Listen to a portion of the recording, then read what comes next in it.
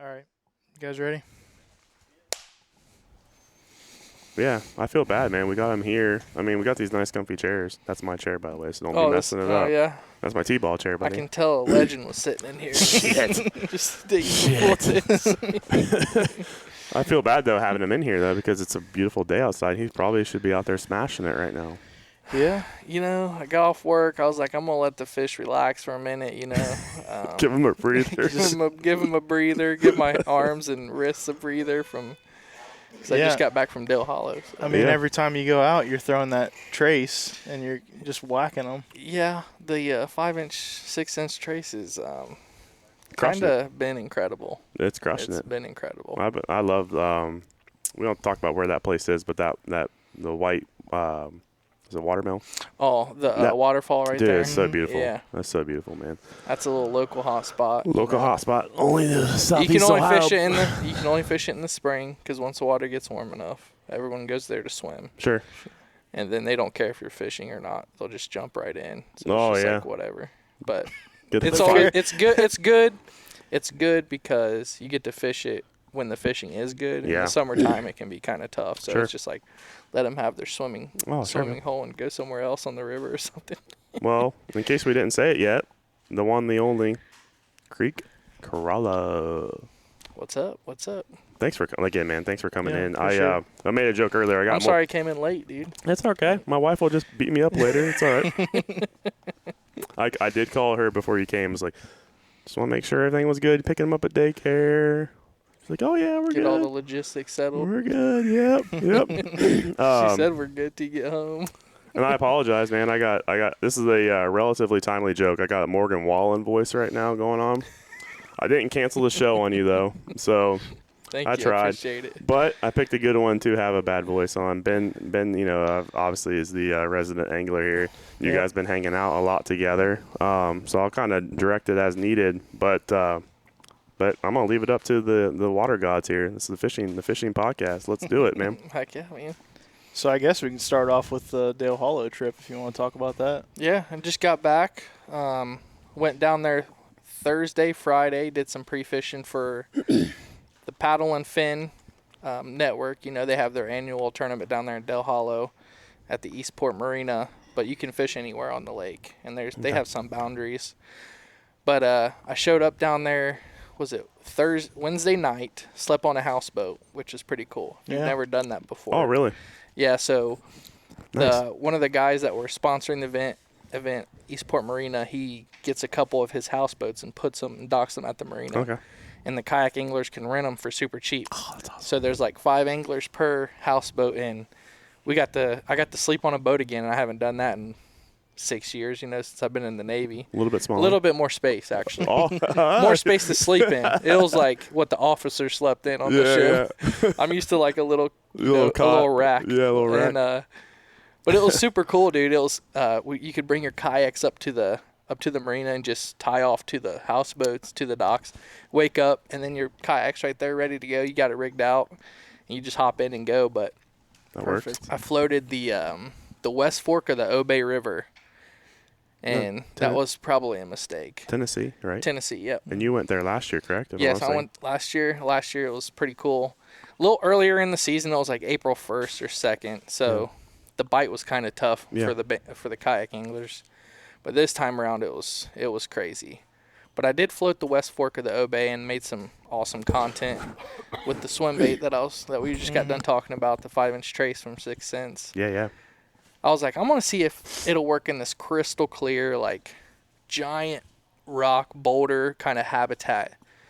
And it took me all of, like, 5 casts to get hooked up with it. And I'm just like, unbelievable. And you can see these fish just come out from under these boulders and just crush it. Sweet. I can't wait to start editing that video. But I floated the West Fork all the way into Eastport Marina, caught some smallmouth, and it was a good day. And I was like, you know what? I'm going to fish this for the tournament. It was super tough because I was by myself, and you had a portage a lot across like shallow riffles, and those rocks are slippery. Yeah. Slippery. Like I was like, if I make one wrong move out here, you get no service. Sure. You're in the middle of nowhere. Yeah. If I make a wrong move out here and like mess up my ankle or something like that, I ain't got nobody to go. Yeah. You need to get an inReach, Oh, I man. was just getting ready to say that. We Really? Need to get, we need to get you an inReach. I mean, not only just for that, but just being in Southeast Ohio, you're going to have you're going to have opportunity, dude. And especially where you're going, man. No one's going to know that you're a mile back on this creek. And my wife told me too. She's like, so you caught fish there and you liked it? I was like, yeah. I was like, I can probably do pretty good if I fish that place for the tournament because literally nobody did it but me. Yeah. She's like, well, you're not going to do that because we need you here, and we don't need you getting hurt out on the river, and then 2 states away. 6.5 hours away, and I was like, whatever. So what happened was the night before the tournament, I was like, you know what, I'm gonna float the river, but we got a bunch of rain at midnight, and they got like an inch of rain, and I went to the river first thing in the morning for the first day. It was blown out. I was like, whatever. So I grabbed my kayak and went to another spot just out of nowhere and did okay the first day. I had 69.5 inches, which it's a solid little limit, you know.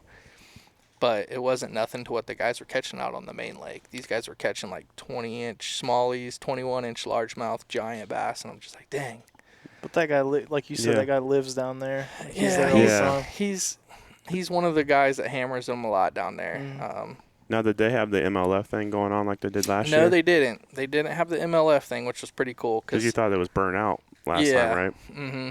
And it wasn't this time. So I went back to that spot where I went to last year on the second day and just had an incredible day. Like, I was able to sight fish these big largemouth in the shallows, and it was all over, man. Excuse me. I think, and by the way, go watch the damn video on YouTube because it was an awesome video. Which one, the Dale Hallow one? The Dale Hallow one was, and because you were crushing them with the leech, right? Nico leech, and the Nico leech was hot for you last year. This next my day 2, I used nothing but the leech and caught all my fish on the Nico leech. And what's funny is the guy that got I think 7th place. There's 45 boaters this time. The guy who got 7th place, he walked up to me afterwards. He's like, "Hey, thanks for getting me on that Nico stuff." I'm like, "Oh, no problem." You know, he's like, I caught all my fish on the Nico leech. I was like, I caught all mine too on day 2 on the Nico leech. And he was like, yeah, man, that's an incredible bait. And it's done some damage down there at Dale Hallow. It does damage for me anywhere I go, but that Nico leech seems as like it's the perfect little finesse thing. I'm obviously a novice, but it seems like it's kind of like revolutionized the way that who you are. Mm-hmm. Like when you think of Bryan, you're obviously thinking Nico. Now you're thinking Sixth Sense a little bit too, but that thing's like put you on the map, man. Yeah, the Helgermite, the leech. Now I'm throwing swim baits and big jerk baits like the Provoke, and just I'm starting to dabble and evolve as an angler like super quickly. Sure. Like I used to just be like go to the creek with my spinning rod and take a couple Helgermites and just catch all kinds of smallmouth. Now I'm going there with like ideas of like I wonder if I can catch them on this big bait. Yeah. And it's actually working out pretty well. Yeah. I went right down the street from here in Alum Creek or something like that, and I went there. That's the first day I ever threw that swim bait, and I was like, it was like early March or something. It was super cold still. Yeah. I just went down there messing around and caught a 16-incher on that tray swim bait. I was like, that's interesting. Came back a few weeks later, and then I just slaughtered them down there on it. I'm like, dude, they're crushing. I mean, it's not that it's 5 inches. It's not crazy big, but the coloring element I thought was pretty cool. The bone color, yeah. So Sixth Sense is coming out with the mini draw. It's going to be a 6-inch glide bait, and so you get that super wide. Yeah, so you get that super wide action. Oh my gosh, I can't wait. You on them yet, Ben? Huh? So are you on the Sixth Sense trace train yet? No, I need to get one. Did you not get a trace? I not thought you yet. said you said. We got them here? No, not yet. Are they here yet? No, I talked with Hunter in the marketing, the business side of things. So he said he's considering it, but we'll see what happens. Yeah. But it's a magic bait, and I've literally caught them in creeks, ponds, rivers, and lakes now. So I've literally caught them in every body of water. Hunter, man, come on! I know you're going to be listening to this. Let's go. Come on, Hunter. Let's get the traces, the 5-inch traces. We're 20 feet from your desk, buddy. I'm going to go ahead and just lock into that computer. I'm going to leave him the one that I've caught all my fish on his desk so you can see how beat up it is already. I've only been using it for a month or two. Yeah, like I was telling you, I mean, I don't know a lot, but like looking at the colorway and seeing what a bluegill and knowing what a bluegill looks like, right? Because remember, I'm still the meat chucker. He's a meat chucker. I'm the meat chucker. He throws night crawlers and waxworms. Hey, that's it. It's okay. It's free, baby. Let's go. But for the little bit of fishing I do, just around the house and stuff, I was looking at the blue. It was in your video. I think you were talking about. I think it was the river video here down locally, but just the coloring on that bait. They have awesome colors. Yeah, man. Yeah. That's what 6 Sense is known for. Is the folks down there in Texas, the paint jobs and the paint schemes that come up with. It's just different. Yeah. It's just a different perspective on colors and patterns and stuff. It's not your typical like average colors you see. Like most companies make a color, and like every other company makes the same color. 6 Sense kind of goes a different route, and they make all kinds of awesome colors. No, I like their the scale stuff they do on the top. The little scales, yeah. The shad scales color. Now is that like just like factory machine pumping out, or does it have somebody custom doing that stuff, or how? It started out custom, like Sure. the folks at 6 Sense. They started out, and obviously they got super big, so obviously probably it's getting more of a manufactured process. now. Yeah. But it all came from by hand, and then it turned into something much larger. So obviously you couldn't keep up with that demand. Yeah. So, now you said you're going to edit the video from Dale Hallow. yeah, my videos from Dale Hallow will probably be up. I just posted a video today, actually, of my Alum Creek event that I just did. Yeah, I know you said you wanted to get into that, didn't you? A little bit. Alum Creek. The lake. Oh, You yeah. want to go fish the lake? Yeah. Yeah. We were supposed to go out there with Jason Plant. Oh, yeah. Oh, you guys never did? Film some content. We didn't go. No. He's got live scope, don't he? He just picked up his brand new boat today. He got all the hummingbird stuff, the Mega Live. Yeah. Oh, goodness. There's a legend right there himself. Look at him back there. Yeah. Become the Hebrew and check out Mike Watson. No, so you're going to film the video from Dale Hallow. This will be released on 9th? The 9th? I'm not going to spoil it. No. By that. You'll have the video out by then? Yeah, I'll probably have. So how'd we do? Did pretty good. I started out, there's 45 boats. Yeah. After day one, like I said, I didn't get a lot of good fish. I was just fishing an area that just didn't have the quality as like the rest of the lake was having. Sure. But I started after day one. I was in 20th place, which kayak fishing. You're in a place. You're 6.5 hours from home. I've only been there a couple times. Yeah. You're fishing against a bunch of locals, a bunch of guys that are just very, very experienced kayak anglers. Sure. And I've only been in my old town, 106 PDL, for a year now, and I started out 20th place after day one. I'm like, all right, cool. I was happy with it. It's always a goal of mine. I'm a competitive guy. I grew up playing sports, but it's always a goal of mine just to catch 5 keepers. I think that's a big hump to get over. A bag. Get a bag. If you can get a bag somewhere that you don't have a lot of experience, and this was all new water that I fished on day one, and I got a small limit. I'm like, cool.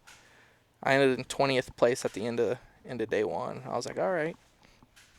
Day two, I went somewhere familiar that I fished last year, and I was telling Ben, I was like, I pulled up into the first cove, and I caught like a 14-incher, 15-incher. It's like, okay. And then when the sun got to around, the tournament started at 6, ended at 2. When that sun got to the middle of the sky around 11 a.m., 11:30, I started seeing fish on beds. Okay. And that's what changed my whole tournament. I seen these big largemouth coming up in the shallows, and they were kind of fanning their beds, like chasing bluegills around. You know how they do. And I was like, it's over. It's game over for every one of these fish that I see. And in this tournament, you're allowed to pull your kayak up on the bank and get out and fish as long as you don't leave sight of your kayak. So like, oh, nice. And usually I just got out and stood right beside my kayak, and I stood about from Hunter's desk, and I just sight fished them with the leech, and it was game over. Like every fish that I seen, I was like, I caught it. So I ended day 2 with 84 inches, which is a really good bag. Yeah. Really good day. Really good day. I caught 5 fish in the morning. I replaced all of them with bigger fish by the end of the day. Nice. And I was super stoked, and I ended up 13th place. Nice. Yeah, that's great. You could have told me 45th, and I wouldn't have cared. It's fishing, man. You can have bad days on the water, but I think I did pretty well for myself. That's last awesome. year I did 5th place. I got 5th place last year. Like I said, the bite was super tough, and I think that played into my wheelhouse. Yeah. I'm a finesse guy. but the bite was super hot this time around because it was later in April. The fish are like spawn. They're chasing things around. They're more active and they're more dumb because they're just trying to feed up for getting ready to lay eggs. So a bunch of guys were catching them on crankbaits, chatterbaits, jigs. But, yeah, I pulled out a 13th place out of 44, 45 boats, I think. Now remind me, what was last year's? How many boats? All right. Oh, how many? Well, 48 or 49. And I got fifth. Fifth, that's right. I'll say, Yeah. So I dropped down a little bit, but you know what? Like I was telling Ben, I was like, if I would have went somewhere familiar day one and kind of had similar success, I probably could. You know. Now I know. I know exactly where not to go that time of year. But I had a good time, man. It's beautiful. Dale Hallow is it's scenic. The West Fork of the Obey. There was eagles flying over me. I seen a dead wild pig on the bank. I was like, this is cool. And then I kept floating through. I floated through like this dude's pasture, and his cows were down there drinking. And I was just like, I'm the only one on the river, and I'm just like paddling through this it was like Jurassic Park. Like I was looking around, and these cows were coming down there drinking water. It's like he sees the goat chained up to the. I see oh goodness, where am I at? As long as he's not in the bathroom. That poor guy. Remember that? Yeah. What a good movie. Oh goodness. No, it was just cool. A cool experience. Dale Hallow is cool. I highly recommend anyone that wants to get into some awesome fishing, just awesome scenery. Yeah. You can get away from it. Eastport Marina was incredibly nice and hospitable to everybody that came down there. So now, what part of the state is that? It was right on the Kentucky-Tennessee border. Okay. For the most part. I think it's like Dale Hallow is like right here. The border's like here, and then there's Lake Cumberland too. Okay. Cumberland Lake. Yeah. But it only took 6.5 hours to get there from southeast Ohio. Yeah. So it wasn't terrible. We'll have to make a pit stop on our way to Gatlinburg this June. Oh, yeah. Highly recommend it. Go check out the dam, Dale Hallow Dam. Yeah. It's really cool, man. You can drive over it. Downstream of the lake is a crystal clear river. It's still the Obey River, but since they pull water from the bottom of Dale Hallow and it's super deep, the water's cold. Oh, so they have trout downstream of the lake. Yeah. So you can take your kids there, give them a little spinner, a little rooster tail, and just cast out there and just, they catch little rainbow trout and stuff like that.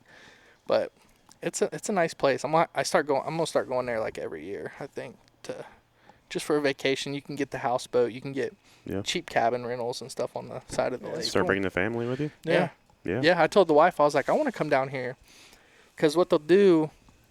Most of these marinas, you can rent a houseboat, and they'll drive it to a cove, and they'll anchor it up for you. That's awesome, dude. So you and your family, and all your guests can stay. And on the roof was a hot tub, man. Done, bro.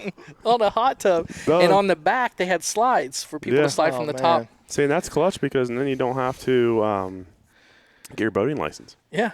They just pull you in, they anchor you up, and then they come get you at the end of the weekend. Because I think my in-laws did something when is it Cumberland over there in Maryland? Mm-hmm. Like as you're going out to the East Coast, there's that big lake out there off of 68, I want to say. But they went out there, and it could have been West Virginia too. I can't remember off the top of my head. But they had to get their boating license in a different state, get the houseboat, rent it. And this has been several years ago. But if they're pulling it up, they pull it up, they drive, they captain it out to the cove for you, tie you up, anchor you up, and then you can just hang out there and with the fam. You got a big platform. You got a hot tub on top. You got slides. We're fishing Dale Hallow for the kids. You can fish right off the side. You just cast out, fish off the side of the boat where you're chilling. Ben's going to have a Hobie by next year, right? Hobie? Hopefully. Yeah. He's looking at it right there, buddy. We'll see. I'm gonna teach him the ways of the kayak angling. No, he'll have the Hobie with the live scope and you're gonna get live scope, because I'm about to get live scope probably here soon. I don't know. That's a good chunk of change to drop.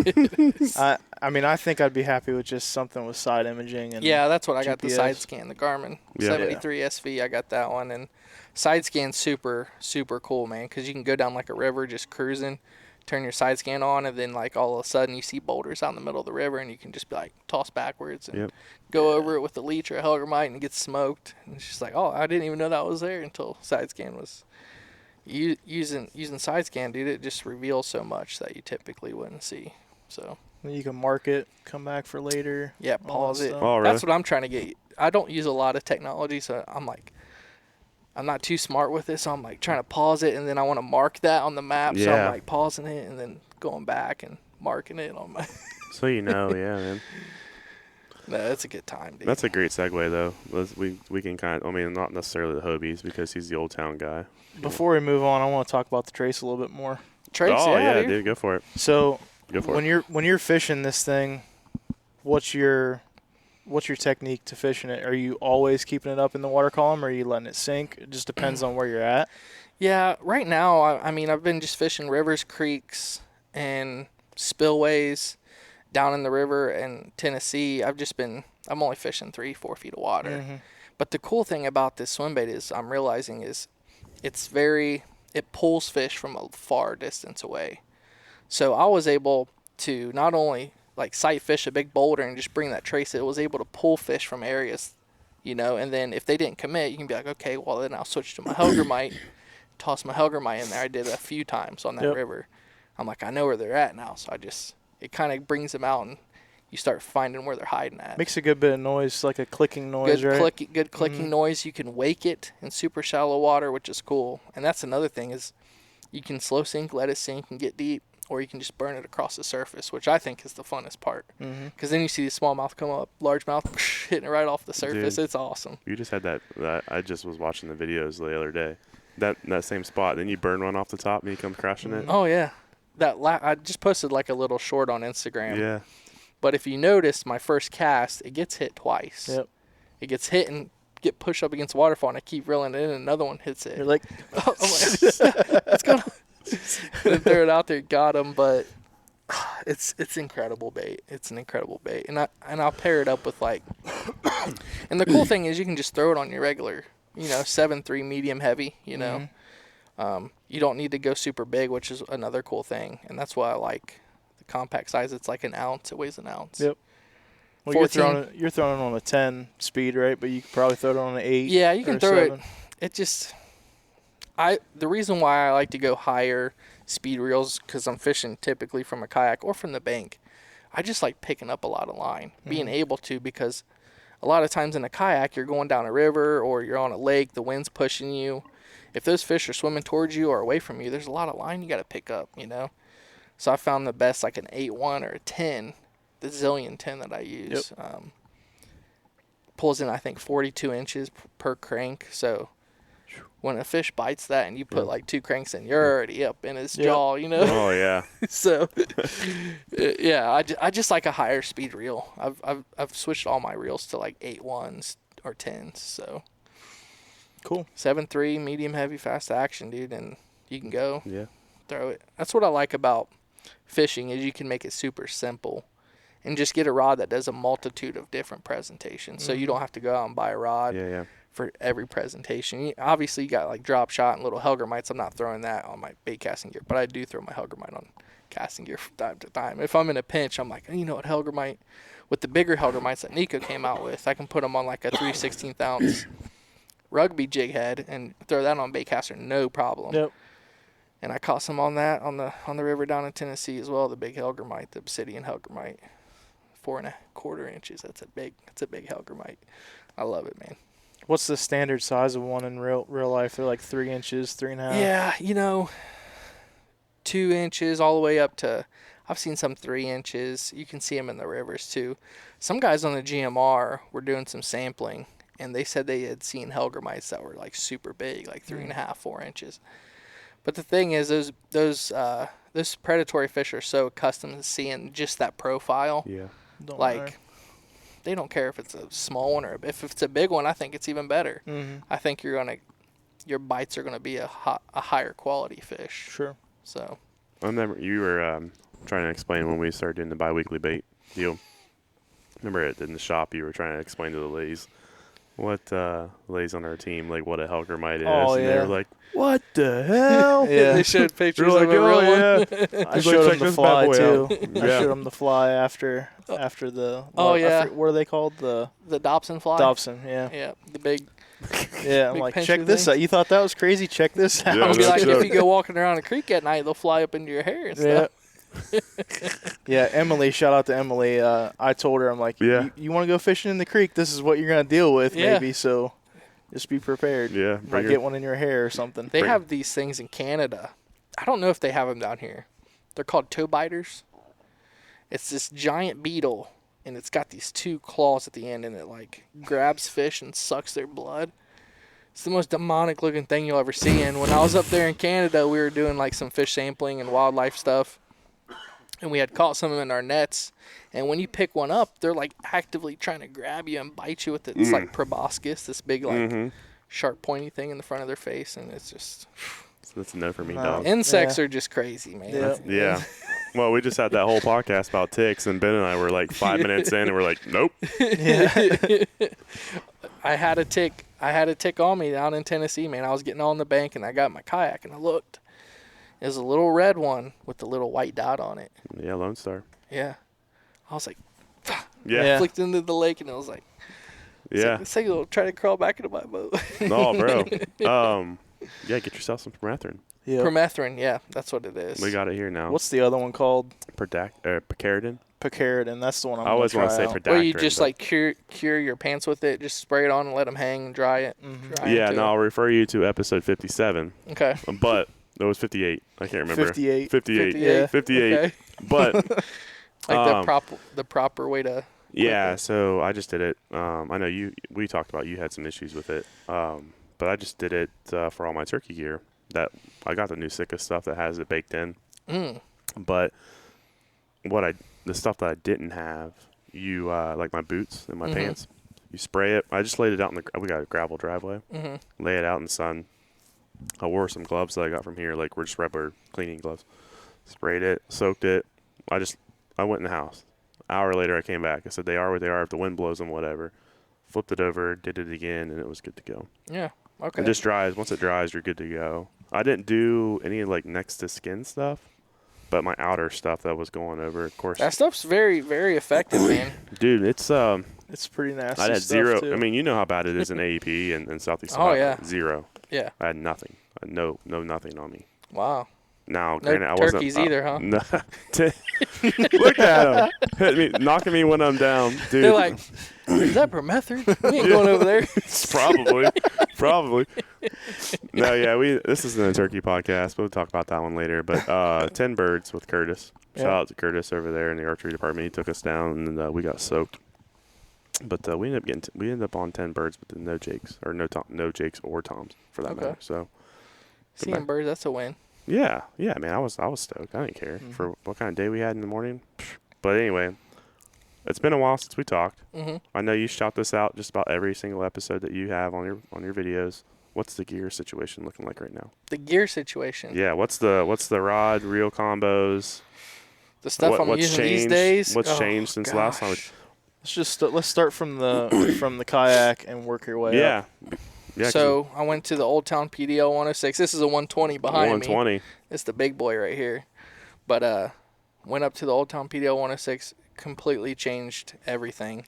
Being able to pedal and move and fish at the same time, it's super convenient. Pedaling is Another legit. thing is when you're kayak angling and you use a paddle all the time, and if you get caught in like a lot of wind, it's probably the most frustrating thing on earth. Yeah. So now that I have a pedal drive system, I can cut through the wind, no problem. Yep. I mean, it's a little resistance, but you're using your legs, you're not using your arms. These muscles are way bigger than your arms. So the wind doesn't bother me too much anymore. Able to stand on it, I can pull it around anywhere I want. But as far as kayaks, I'm super stoked. I'm getting another one, so I'll be getting another 106. It's a special one. It's a special edition one coming down the pipeline here in a couple of weeks. He's gonna have a big bow on it when he gets here, or what? Like Hunter Cadillac. better be like presenting it to me. Yep. I was about lost my water. Present it to me in the Like new warehouse back there. Cadillac. Yeah. Well, that's not. I mean, you made a great point. Yeah. New marine warehouse. It's almost done, man. I can't wait. We'll have to take you over. That's big. Yeah, I'm gonna have to check it out. Big. It's just right across the way here. So I don't know if they're having the kayaks in there or they're gonna have them here in this old showroom. It's gonna be in this one. Yeah. The old showroom? Yep. Okay, yeah. So I know Allison over here in the fishing department, she's ready to get these kayaks and motors and everything that we got out of here. It's exciting stuff, man. Yeah, so that's the kayak side of things. I mean, other than me getting introduced to, when we were, I don't know, on our last podcast we did, I think I had like 1 or 2 casting setups, and I had just got into. Yeah, you weren't even in the boats yet. Yeah, I think I had just get into the casting gear. Now I have like 10 setups, which is unreal. I didn't think I was gonna go that deep into it, but Hunter was like, "Yeah, you're gonna buy a lot." I'm like, "Nah, man." Every other week I was in here grabbing 1 or 2 combos. I'm like, "Well, I got this new box on my kayak that has 7 rod holders on it, so I got to fill them up while I'm out there." So I got like 10 Daiwa Kages, the ones on the shelf over there, and pair them up with a Daiwa Elite, and then I just run 7 or 8 different presentations when I'm tournament fishing now, which is cool. It's nice. I like that. When I'm tournament fishing, I'll take 7 or 8 rods with me and literally have all the things I want to fish with instead of trying to tie off. Like typically when I'm in the creek or river, I'll just take 1 rod that can basically do everything. So I can just cut off and tie different stuff on. But when you're in a tournament, you gotta be fast. It's convenience. Be fast, and especially when efficient. I'm trying to record video at the same time. Like that's been a weird thing too. Like trying to tournament fish and record at the same time. It's like I'm doing like 2 different things. But I've mastered it. I think a good thing is I was recording videos for 3 years before I even started getting into the tournament and the kayak fishing. So it's just like second nature to me now. So I can record and fish at the same time while still being focused on like where's the next fish going to come from. And it helps when you don't have a 2 cameras and a monitor and a gimbal and a drone and got my little GoPro Hero 4. It's about this big. That's it. Yeah, you gotta get yourself one of those. What's it called? The GoPro, the 360. Insta360. Well, Insta360 too, but the GoPro version is called the Max. They came out with a 360. Has he let you play with it yet? No, we haven't brought it out yet. Oh, you gotta bust that thing out. I gotta check it out, man. Yep. 360. Just post it up in front of my kayak, dude. Yep. And you can, dude. while you're in your edit, GoPro makes a thing called FX Reframe. So you just what software do you use to edit your videos? Filmora 9. Okay. They might be compatible with that, but it's a plug-in you grab in and you drop it onto the clip, and then you basically can just click and drag and keyframe where it's going to move. So like let's say right before if like my topwater bite, it'll catch a topwater bite over there or over there. Yep. Or behind me. 360 degrees. And you throwing it. Yeah. I might have to invest. It's got 2 fisheye lenses that offset. Yeah. What the? We gotta need some permethrin in here. Yeah. What's the deal? Need some permethrin. But they're 2 fisheyes and they're offset so that it records 360 up, down, all around it. And then once you're in post, you can, like, let's say 5 seconds before you catch the fish, you can flip it so it's facing you. You set the hook, or just before you set the hook, you can flip it around where it's going to show like topwater bite or whatever. But it's keyframed in. Does it have a remote control? Yeah, it'll link. It'll like link any to other the GoPro. Yeah. Okay. I got the Hero 4, man. It doesn't. It's like buddy. ancient technology. I got you. He's got what? That's a 4. Okay. Yeah, so I guess we'll know what the next bi-weekly bait video looks like. Right. There's a 360. So you got you in the P106? 106 PDL. Yeah. PDL 106. You got 10 Daiwa rods now. At least, I think 10. What's your spinning setup? Or are they all bait casters? You just run one spinning? Or? Yeah, I do like 1 spinning rod now. Mm-hmm. It used to be like just 3 spinning rods in the back of my kayak. Now it's like 7 or 8 casting and 1 spinning. Because it's like when I'm doing spinning, I'm either just throwing a Helgramite or a little leech, or I got the little evergreen gizmo. And where'd you find them at? That. Yeah, I found them right here, man. Oh, really? Yeah. So they got them in. I don't know if they have any more in stock right now. He bought them all. He probably did. I don't know if they have any more, but I actually used it in Dale Hallow and caught a fish on it for my tournament. It was pretty cool. It ended up getting called out by a bigger fish, but there was a largemouth on a bed, and I threw that little gizmo on top of his bed. I just gave it a little twitch, and he came up there and looked at it, just slurped it right off the top. It was so cool, dude. It's so that lure, that little thing is so cool to throw. I need to get a couple of them. If we have them, I'm gonna buy a couple before we leave. I don't know what colors he's got left, or if he has any at all. But which one did you end up getting? I have the black one. Yep. I think he got the green ones or the pink ones or something like that. But just a little insect, man. Just throwing it out on the river or the creek, just throwing it out and just letting it drift through. Yeah.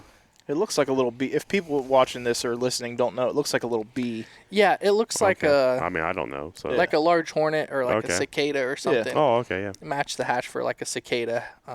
They got dropped in the water or whatever. Yep. Super effective. A couple guys on the Susquehanna River last year for the Hobie BOS won thousands of dollars throwing that little bug. Beat everybody. There's like 200 some anglers in this tournament, and they were throwing that little bug. Yeah. I think his name was Nolan. Yeah, Minor. his brother. What's Nolan his brother's? and Ewing. Ewing. Minor. The miners. They were throwing this bug and just crushing giant 19-inch smallies on this little bug. I love it. And it was so cool. In like less than knee high. It was like. Oh yeah, the Susky is like water. knee high is like super deep in the Susky in some spots. Sounds like that would work great in my little scum pond behind the house, buddy. Oh, it probably would. Yes. Crushing them little 8 to 12 inchers all day. Yeah. Does the hook hang? It hangs down, right? Yeah, like the bugs hanging here. Yeah. It's like a fly fishing style. So when they come up and eat it, usually the hook's in the bottom lip. Yeah. Oh, say because mine's just got weeds galore. May not be it might, but I don't know if I think that frog would do it. That frog is going to do the ticket. Yeah, you just need to throw a frog in yours. Just have fun. Yep. Yeah. They were catching. I guess my neighbor when it was fishing it the other day caught 4 like 12 inchers. I'm like, sweet. Okay, sure. Yeah. Manage it up, man. Take some of those 12 inches, have a fish fry, and grow some 20 inches in there. Yeah, it's small. I need to fix it up quite a bit, but it's about a 1/4 acre. Okay. So it's not too small. Heck but yeah. I'll come over there and do a population analysis. Give me about 3 hours, and I'll be like, I'll let you know what you need. I'll have the tracker going while you're going, all right? We just got all the woods. We just did the complete forestry mulch, so now you can fish all the way around it. Oh, heck yeah, dude. Yeah, I mean, there's still some small stuff to cut down, but. You got a little dock on it, or? No, it's like finding a pond in the middle of a woods, like in public land. Like it's like a vernal pool kind of thing. Mm-hmm. Yeah, like lengthways, you can cast all the way across it, no problem. Okay. You know, it's like from one side, little puddle pond. Yeah. Yeah. For me to Mike right there. It's a nice little pond. Yeah. Yeah. Yeah. Okay. Yeah. Cool. Heck yeah, man. So, what spinning rod are you using? I use Shakespeare. Evergreen. You using ugly sticks? Yeah, dude. Yeah. Gosh. You know, baby. I probably bought it from here. Yeah. I honestly, I brought it from here when I was like probably in high school. Yeah. He shows up. Matt Robertson over here. His ugly stick bent all the way down from the hook, tied up. He's got his night crawlers. No, I'm just throwing Daiwa stuff. I got the Evergreen combat stick though. Oh, that's right. I remember that. The Evergreen little combat stick. I remember you buying that. Mm-hmm. It's a sick little rod. It's actually called the Gizmo. It's actually built to throw the little Gizmo top. That's the one with the crazy. Tip. Yeah. Mm-hmm. The one. Avina was like, Avina, what is this? It's like that's one of my I caught tons of fish, thousands of fish. And he's throwing Kage on that, right? All your spinning 2,500 Daiwa Kage. 2,500 is the perfect size. Usually throw like 10 pound braid on that. I did put 12 pound on it for Dale Hallow just because fishing around some pretty thick stuff, some bigger stuff, a lot bigger fish. I guess I couldn't say that. There's some big fish in Ohio, but there's a lot of quality fishing. So I stepped up my gear when I went down there. Went to 12 pound braid and I think a 12 pound fluorocarbon leader. Okay. But yeah, that's it for the gear side of things. The Daiwa Kage, the Evergreen combat stick. Got the Daiwa Elites from here, the 8-to-1s. They're awesome reels, man. Oh my goodness, that's so light. That's a Tula Elite, right? Yeah, the Tula Elites. So light, man. Like when I let my buddies hold my rods and reels, they're like, dude, this like feels like you're not even holding anything. It's just like, I know, man. And that helps out on the water, you know. If you got a lot of light gear, you're not getting as tired, fatigued. Like when you're casting probably 1,000 times if you're out there all day, just going back all the time. But no, it's good, man. I'm all geared up for the year. I think I just got a bunch of Nico stuff in. Got about 80 packs of Nico stuff just shipped in, so I think I'm good for the rest of my life. Yeah, sweet. Hopefully not. Hopefully you catch too much. Yeah, right. You're gonna burn out all those helkermites and leeches. Whenever I meet like someone on the river and I talk to them about Nico, as an ambassador. Yeah, I give them. I'll give them a couple Hellgrammites. Be like, here, Sure. spread the word, because it's an awesome bait, man. It's the little Hellgrammite. It's an awesome bait, and for people that don't know, it's almost like it's got that same quality as Z-Man, like the Elastec stuff, but it's different a little bit. Yeah, it's a little different of a plastic.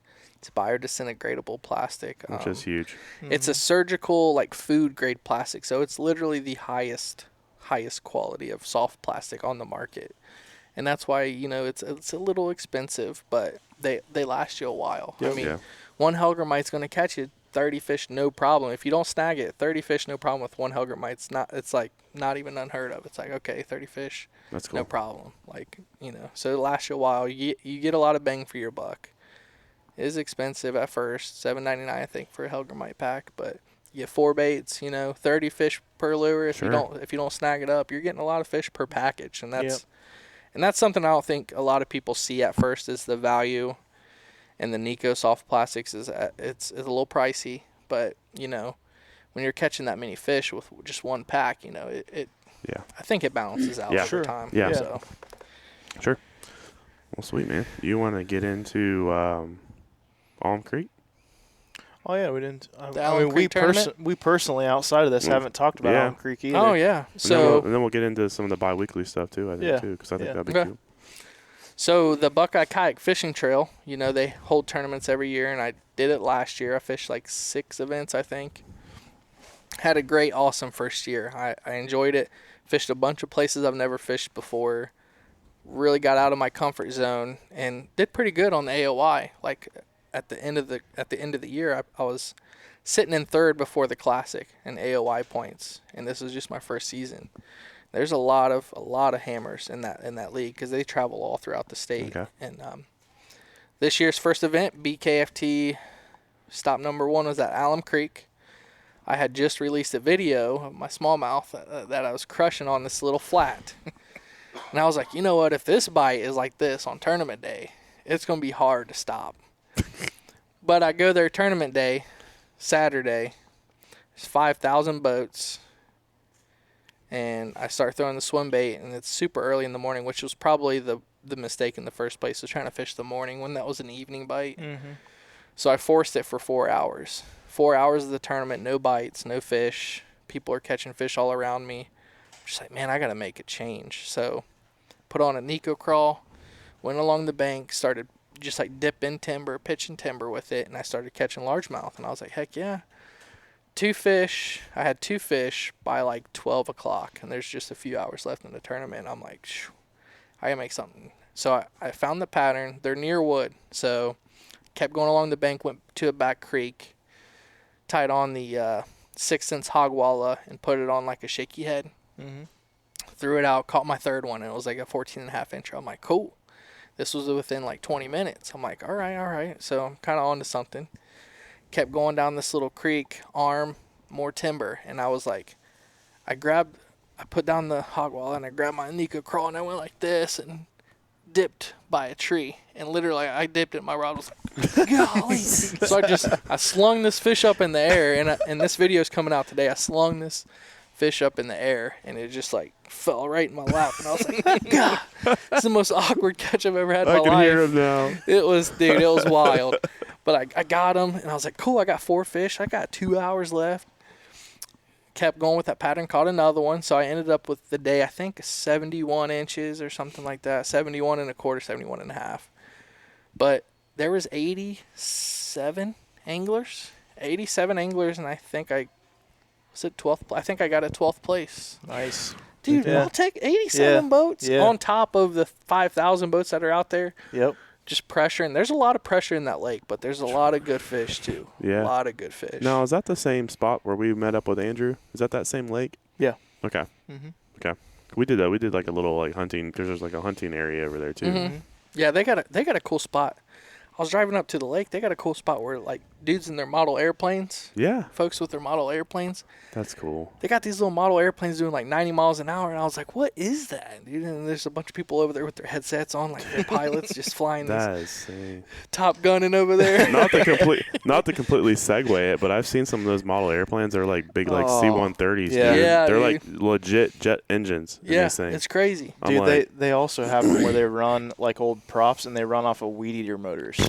That's so cool. Like 4 props. We're getting way off into the weeds, but Allen Creek's cool, man, and I finished strong with having 0 fish with like 3 hours left. I found the pattern, got a 12th place, which gives me points for the AOI race. But there's a couple hammers: Sean Skidmore, Chris Hannigan. There's a bunch of guys in there that just are consistently in the top 3, like top 5. It's just so hard to beat them guys, man. They're so experienced on these lakes, and they're so experienced in the kayak fishing tournament. Yeah. And just being able to even like think about getting up there with them. You know, last year I did really well and got like 4 top 10s and 2 top 16s. So I was like, heck yeah. This year I started out with the 12th place. It's an awesome start. And so how many tournaments do they have? Or how many? This year they're only doing 6. 6. Last year they had 12. Oh, okay. So 11 or 12.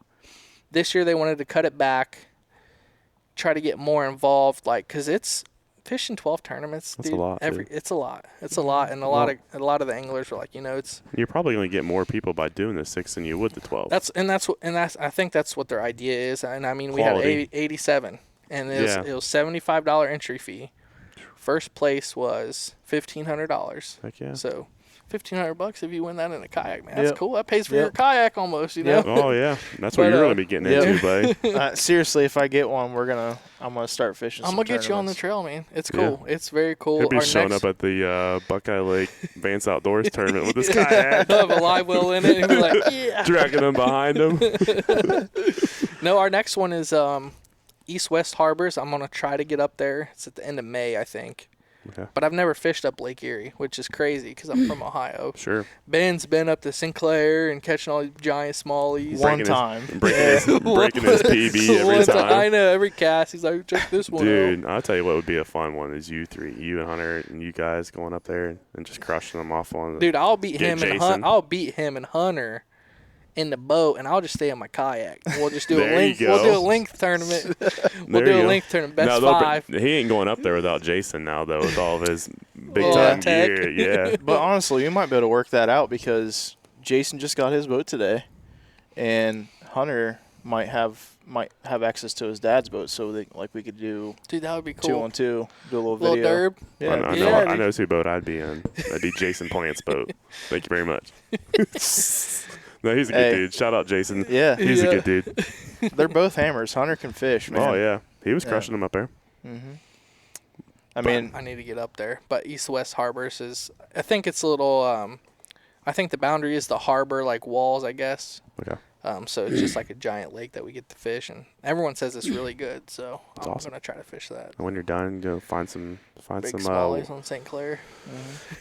Yeah, exactly. I was going to say, for me, I'm just thinking to go find some perch and some walleye to eat. Oh. A little fish fry action. Tossing minis and waxies and getting some perch and some really good meat right there. Bring home some meat. Yeah. The meat slingers bringing home meat. Did I ever tell you about the time that I went? Did I mention the time when we went on my one and only charter to Lake Erie? We did a full day.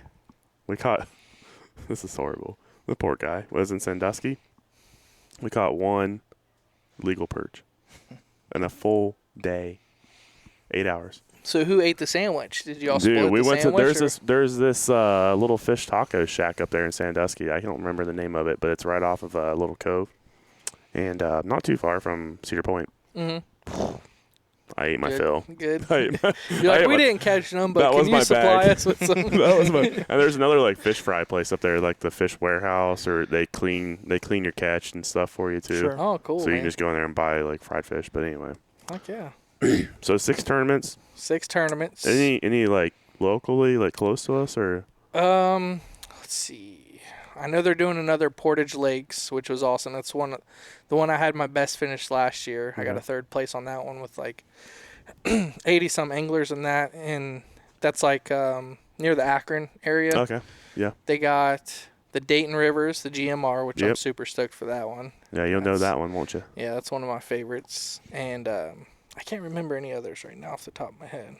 You ever fish up St. Mary's? Mm-mm. Oh, man, it's a big lake. Is it? It's a big lake. Grand Lake, St. Mary's? Yeah, yeah. Okay. I think they call it Grand Lake, yeah. It's right off Salina. I think they're doing one possibly at Indian Lake, too. Oh, okay, yeah. Indian That's Lake. a pretty popular lake, too. Yeah. Depending on what time of year that is, though, that's like party lake. Yeah. So it might be not pressure, but a lot of disturbance, if you will. and that's why when the Alum Creek tournament that just passed, I was like staying close to shore. There's people doing like 90 and no wake zones. I was like, I believe it. Yeah. This person sent a wake at me. I had to turn my kayak or I was going to flip 100%, dude. Like whitewash coming over. I was just like over the front of my kayak. I'm like, dude, it's a no wake zone, just doing 65. Just be careful out there, folks. If you're going out on your kayak on these bigger lakes, be careful. Take your flag with you. Take your life vest. Yeah, it's just take your life vest. It's not worth it, man. Those guys that died at Hoover died in like 5 foot of water. Or the single guy, died in like 5, 6 foot of water. Take your life vest. Another kayaker just passed away this past duck season on the Great Miami River because he didn't wear a life vest, and I think he went over at Lowhead. He was duck hunting by himself, and somebody found him the next day. He wasn't wearing a life vest or anything. And that water's cold. It's December. Yeah, man. Duck hunt, man. Come on, you guys, be serious about your safety because it's a big deal. Wear your life vest. Get your flags. Get your lights. You hear that, Watson? Wear your life vest. He does. He does. Right. Heck yeah. We got That's good. Spectator here. He's the legend right there. That's the guy we need to get on. He won't do it. He won't do it. I don't even know how long we've been going. We're about an hour. 54. 54. Talk about bi-weekly bait. So that's another cool thing too. So guys like me that need the extra help and determining what they need to use this time of year. You guys have, I don't know who came up with it. We did the bait of the week last year. Yeah, we did. Just bait of the week. Now it's every 2 weeks, so bi-weekly bait. Yeah, and we got Bryan on, and he's given his. Yeah, basically give the juice on some of the stuff that I like to throw during certain times of the year. We kind of get into a little bit of tips on where to throw it, when to throw it, what kind of gear I'm kind of using. Sure. Just to kind of direct folks into some of the methods and techniques that will help them be successful here in Ohio. Yeah. Which is some feedback I think we got from last year too, where we did the weekly bait deals. Mm-hmm. But I feel like people can see you and see you guys can actually We're go going out on location too, which is pretty cool. To use it. And I think that's huge. And that was one of some of the feedback that we got. Yeah, I've had a lot of people message me on Instagram like, man, those bi-weekly baits are awesome. Those bi-weekly little videos you're doing is awesome. I'm like, thank you so much. It's Ben over here. Matt's this the next one? This is we're actually in week 2 as this podcast posts, and this is the current bait. The Provoke, yep. Yep. This is one of my favorite colors, the Shadburst. Oh, that's beautiful. So this is going to be We're actually, while this is live, we're on our second week of this bait. Okay. 25%. Okay, second week of the bait. Okay. Mm-hmm. Yeah, dude, this right here, throw it in the rivers, catching walleye, smallmouth, hybrid striped bass. It was my first catch on the Provoke. I went down to the Hocking River to, where it's at in my videos. Caught a giant hybrid off the Provoke right there. Just it was awesome. He sent me onyx pins for everything. He sent you onyx pins? Not that I'd be able to do anything with them. No, we don't do any spot burning. It's awesome, jerk baits. Yep. No, I don't do no spot burning at all. No, that's important, especially.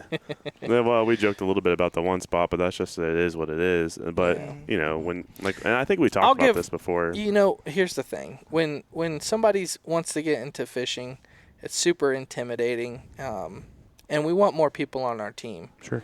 I don't care if you're meat chucking. I don't care if you're throwing live bait. I don't care if you're throwing artificial.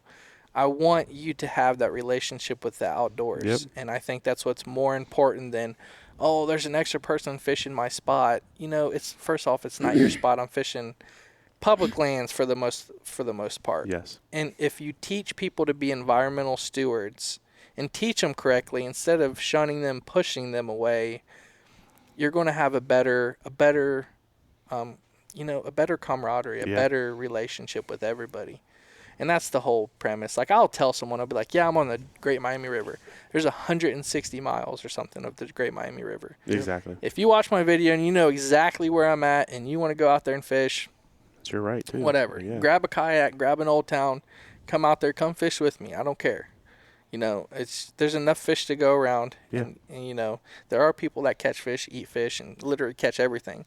But that's up to a division of wildlife, and that's up to the people that are enforcing those laws and regulations to be on top of. Yeah. If you see something like that, report it. Tell the folks that need to know, hey, there's a bunch of people down here snagging fish and taking them, undersized fish, And that's what happens when you get people that are stewards and invested in the fishing. You get more eyes that care about the resource. Yes.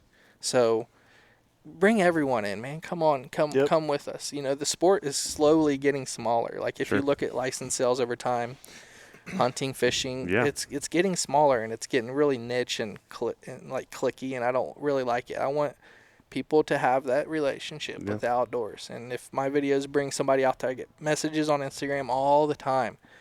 Oh, your videos have inspired me, motivated me, to get out there and try that creek by my house, I'm like, that's awesome. That's what I want you to do. Mm-hmm. Oh, dude, for sure. And now all of a sudden you got someone investing in conservation by buying a fishing license. Yep.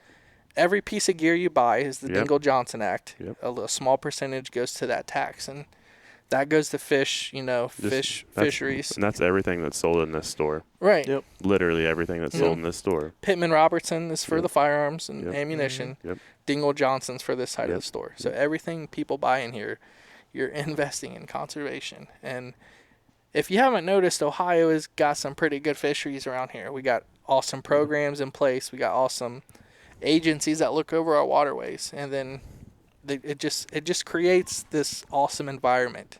And that's the whole point of my channel. So I love it. I love that spiel. Yep. But it's so right. It's so right. Not to completely segue off of it, because it was great. Bi-weekly bait. Bi-weekly everything that you guys are talking about, 25% off? 25%. 25%. Yeah. That's a huge discount. How many more episodes have you got? How many more segments? This will be our third. This one right now. We is have the what, third 11 one. or 12? I think it's 11. 11. So we have 8 more after the provoke Yeah.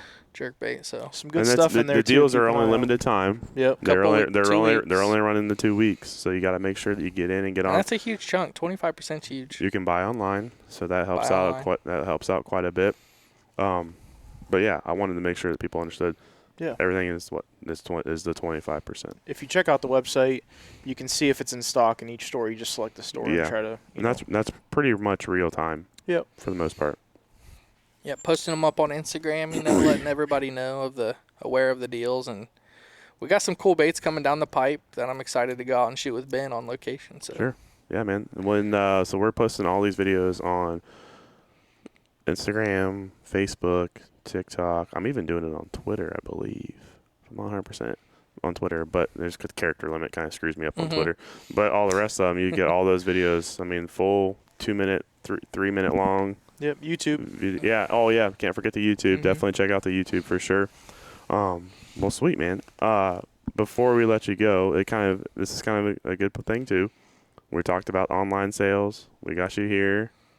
Anyone that's listening, use Crawler 15. Crawler 15 on the Vance Outdoors On the Vance Outdoors website will save you 15%. Rods, reels, lines, lures, anything that's not already have a discount associated with it. Yes. You can get 15% off. So if you want to be like Bryan and get 10 Daiwa rods. And someone just messaged me the other day. They're like, hey, because of your discount, I went and got the nice Tatula Elite. He got the Kage and saved like $40 or $50. I'm like, there it is. He's like, thank you so much. And I was like, that's what it's there for. Thank Vance Outdoors for giving me that for my subscribers and followers, because it's 15% unheard of in the industry, because it's typically like a 10%.